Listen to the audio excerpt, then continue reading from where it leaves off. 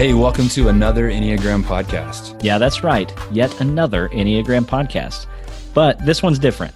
Another Enneagram podcast is here to help you be a better leader for your team. We know leadership is already challenging enough, and it can be downright frustrating when your team communication breaks down. Another Enneagram podcast is here to tell you stories of leaders just like you who are learning how to lead their teams better with the Enneagram.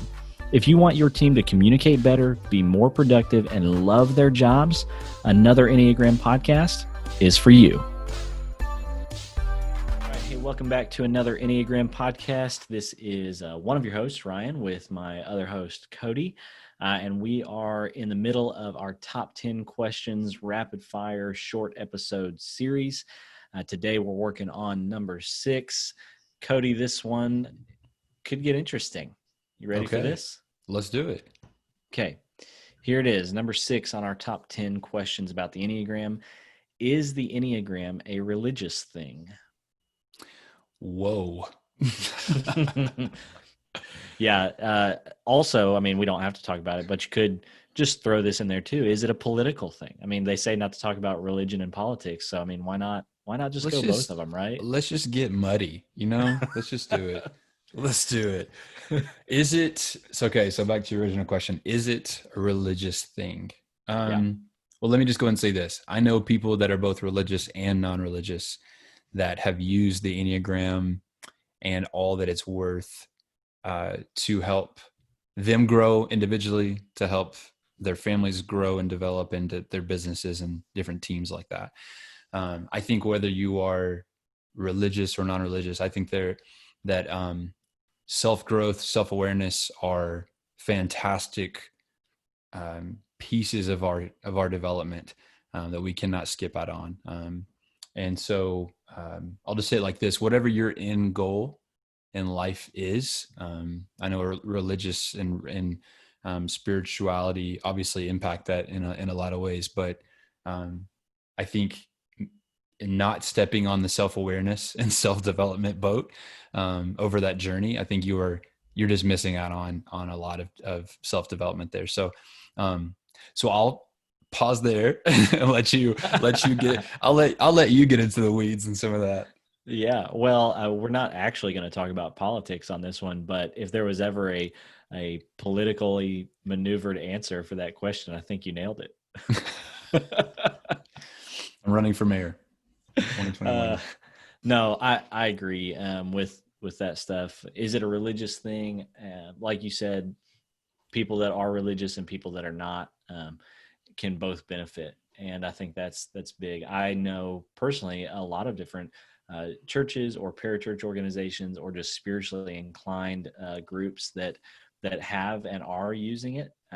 Now they may be using it for something different than what a local business down the street from me might be using it for. They definitely are, and so I think it can be like, it's not anything that religious organizations or groups need to be afraid of. It's a tool, right? It is a tool, and you can use it within a religious spiritual framework that doesn't violate any of your spiritual beliefs or convictions. But if you have no interest at all in a spiritual conversation, a religious conversation, there's still plenty there to be had for sure. for you, for your organization, your team, whatever it is. And so, yeah, don't be afraid of it either way. It's not coming to threaten your religion or lack thereof by any means. So yeah, that's absolutely what I would say.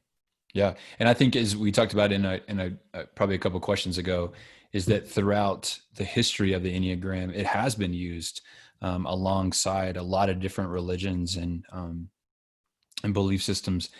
And I think that kind of points to its value as a tool.